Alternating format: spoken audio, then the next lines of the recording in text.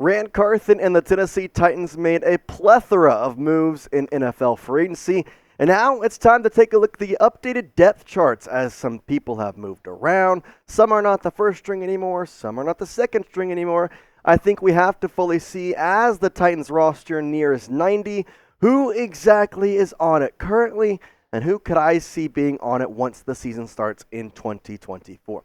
We really do appreciate you watching here on Titans Today. I'm your host, Chase Andrews, and if you aren't already, hit that subscribe button.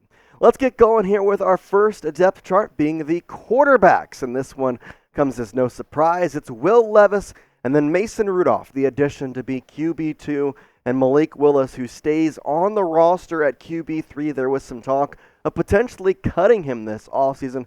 At this point, though, I think he has secured a spot as QB3 for the time being. The one loss in this area is obviously Ryan Tannehill. Now, although Tannehill didn't provide too much of a, let's say, positive outlook last year, I do think that he had a good time in Tennessee, and throughout his years, he produced some really spectacular moments. It was just his time to go. That's simply put how it was going. Will Levis, with an offensive-minded coach coming in and Brian Callahan, it was time to move on. And, well, this quarterback depth chart now sits a lot different than we looked at it a year ago, as Levis was QB3. Now he's QB1, and Mason Rudolph, who led the Steelers to the playoffs, comes in and becomes QB2 with a one-year signing for the Tennessee Titans. So with that being said, Will Levis is your new QB1 officially as we head into 2024, barring some surprise trade or change. What's your confidence level? I want you to scale that in the comment section 1 through 10. 1 being least confident, 10 being most confident. Let me know down in the comments how you're feeling about QB1. Let's go to the running backs, because this is certainly a position that changed since last year, as Tony Pollard, the new signee, taking over for Derrick Henry at the RB1 slot, and then Tyjae Spears at RB2, Hassan Haskins and Julius Chestnut round out this running back room. And although it does say RB1 with Pollard and RB2 with Spears, I truly think they're going to be a dynamic duo-type running back system, as Derrick Henry cannot be replaced by one person. And so I think what Rand Carthen's mind went to here was, let's make these two guys a combo thing. The one thing I will mention, with Derrick Henry not on the roster anymore, and Tony Pollard and Tyjae Spears being solid running backs, but I'm not going to sit here and say that either of them are top 10 in the league. Pollard may be just outside of that.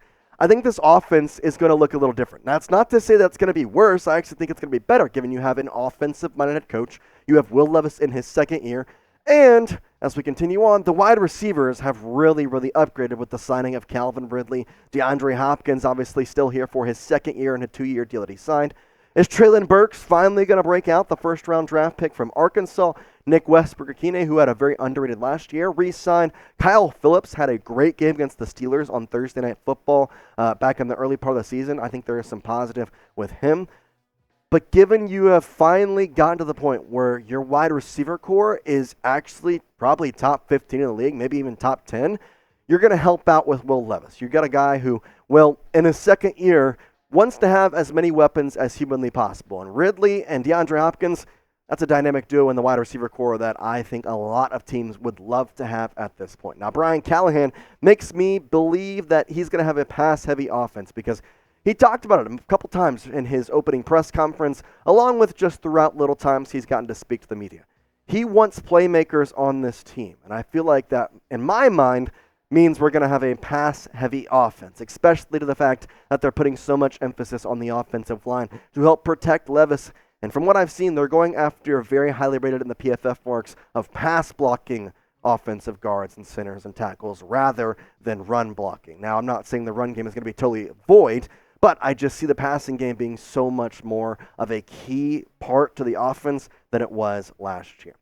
Now, obviously, the addition of Calvin Ridley is great, but I want you to grade this wide receiver depth chart with DeAndre Hopkins and Calvin Ridley now on there. A, B, C, D, or F. What are you thinking there? I think at worst, you got to give this thing a B, because the top two may carry it all. You can have your opinions about Burks, Westbrook-Akine, and Phillips behind there, but man, the top two I would probably put against pretty much anybody else in the National Football League. Let's go to the tight end room, where Chiggy Okonkwo is still the top guy. Josh Wiley, very underrated year last year. And then Thomas Odukoya is also there at tight end 3. Chiggy will be the main pass-catching back. I still kind of think that there's a possibility the Titans could go after Brock Bowers at number 7. I know that's something that a lot of people don't want to see. They want offensive line help. But at the same time, and I've said this multiple times, I would love Joe Alt. I would love Will Levis. I think those are great options. And if they're not there, I'm probably going to trade back. But Brock Bowers is a generational tight end, and I think that cannot be overlooked. And all I'm asking is for Brian Callahan and Rand Carthen to do their research on every single option they've had, which so far to this point, I have no reason to believe they are not. Because at the NFL Combine, they talked to Malik Neighbors. They talked to, of course, Brock Bowers, Rome Odunze, Joe Alt, Olu Fashanu. They were able to get to everybody they could have a potential of drafting or even trading back and getting. So that's just my opinion. And again, the offensive line got some great improvements in the free agency season as well. Lloyd Cushenberry was a really, really good addition. I think it's going to be underrated in a lot of facets, but not going to front. The tackles are a little bit rough. Nicholas Petit-Frere and Dylan Redunze are not exactly the best combination, which is why I do think that you have to really go in for Joe Alt. I mean, this entire line just needed an overhaul, and right now you've replaced one guy. That's not going to work. Yes, you got some depth options in free agency as well, but my mindset on the matter is if you can get Joe Alt, stick him at left tackle, the left side of your line is going to be great. You're going to have Joe Alt. You're going to have Peter Skoronski, who I think will be fine. I think he just was put into a rough situation. And then, of course, you have Lloyd Cushenberry, which was, in my mind, a pretty good 1-2-3. Obviously, the right side of the line would just have to hold their own. It needed an overhaul because it was so bad last year. And you just look at the sacks given up in terms of teams throughout 2023. And, well, Titans were top 5 as they tied with the New York Jets at 4, giving up 64 sacks on the year. Obviously, the New York Giants far and above the worst one on this list, but still, when you are on the top 5 of sacks allowed and considering from 2 through 5, it's a 1 sack difference, I'm not exactly thinking that that's a great place to be. You know what it is a great place to be, though? Sporting events, music events, comedy events. Well, guess what? Game Time has you covered, one of our amazing sponsors. And you shouldn't have to worry about buying tickets to the next big event. And honestly, I know there's so many stressful ways to have to go and buy tickets nowadays, but Game Time, it's the fast and easy way to buy tickets for all of your sporting events, your music events, your comedy, theater. They got you covered. Killer last-minute deals, all-in prices, views from your seat, and their best price guarantee. Game Time is going to take the guesswork out of buying tickets. Their app is super user-friendly, and obviously, with baseball season literally happening tomorrow in some places, go check out a minor league game. The Nashville Sounds, love the name first of all. Pretty cheap game here. You can use the code CHATSPORTS for $20 off your first purchase. That's basically an entire ticket to go watch the Sounds opening day game. I know football's done right now, and obviously it stinks, but hey, Game Time's got you covered. ChatSports for that $20 off discount code. You can also go catch some of the college basketball tournament going on. Obviously March Madness still going. And then the Memphis Grizzlies, as they round out their season, you want to take a trek over there, you can get some tickets there with last-minute ticket deals. They've got flash deals. They've got zone deals. And honestly, Game Time is super awesome because they have really any type of deal you can ask for. And they're the easiest to get last-minute tickets. They have deals all the way up until 1 hour before game time and even 1 hour into the game. Like, they are going to be the ones to get your place for the last-minute ticket deals. So, once again, what you're going to do, download the Game Time app, create an account, and use code CHATSPORTS for $20 off your first purchase. Terms apply. Again, create an account and use code CHATSPORTS, CHATSPORTS, for $20 off.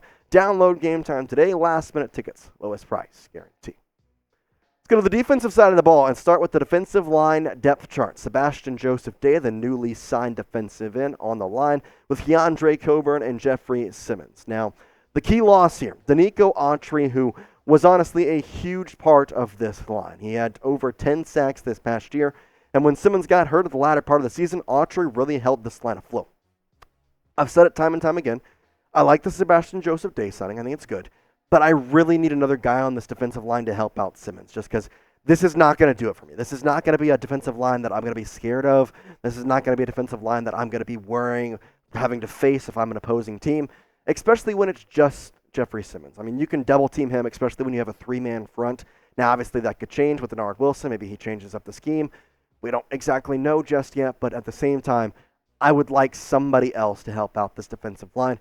They still have some money in free agency. They obviously have the draft coming up, so there's a lot of things they could obviously do. Now, obviously, with the 3-down lineman thing, they had 4 linebackers, which is why it's honestly worked last year, and maybe they stay the same. Harold Landry became somewhat of an edge rusher in the way he played at the left outside linebacker.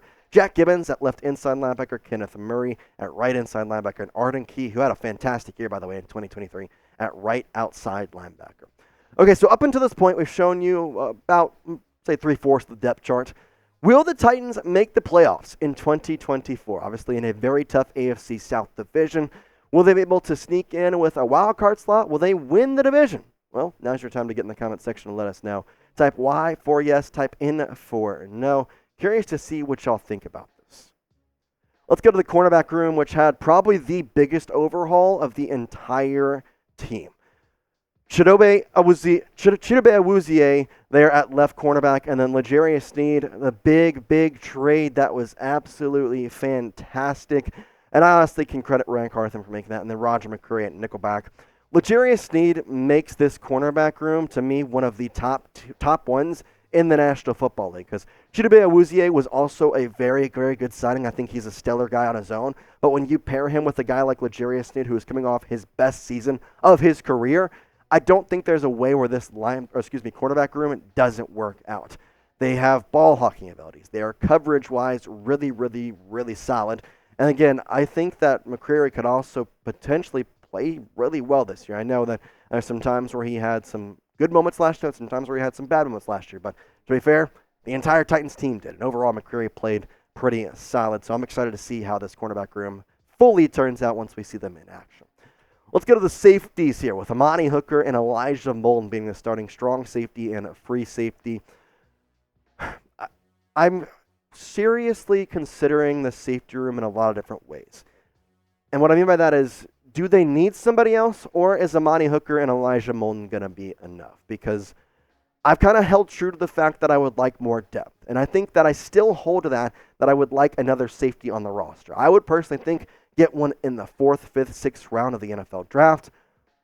I just don't know that I'm comfortable in Elijah Molden being there every single game. I don't think that I want to see both those guys being the ones who are always out there. I want to be able to have somebody as a 3rd-string option that can come in and provide a little bit of rest to both those guys. That's just my opinion, though. We'll have to see. Maybe I'm of a minority here, and Ryan Carthen is fully accepting and willing to have that be the way his team is rounded out. All right, the last bit of this depth chart, the special teams, because special teams, special plays, special players. Nick Folk at kicker, Ryan Stonehouse with the punter, Morgan Cox, the long snapper, Tajay Spears, the kick returner, and then Kearis Jackson, the punt returner. I think this may be the one that changes the most, because I really don't see Kearis Jackson being the punt returner. Tajay Spears, if he is going to be one of the 2 starting running back, which is the way I see it, I don't think they're going to want him returning kickoffs either. Obviously, the new kickoff rule, though, does change a lot of different ways. We'll have to see how that works.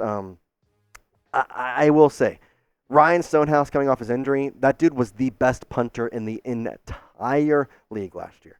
That's just the way I saw it until he got hurt.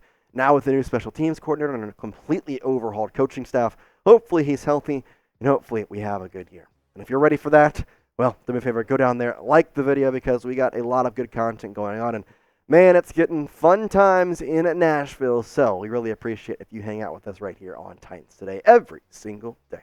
For now, Titans fans, tighten up and peace out.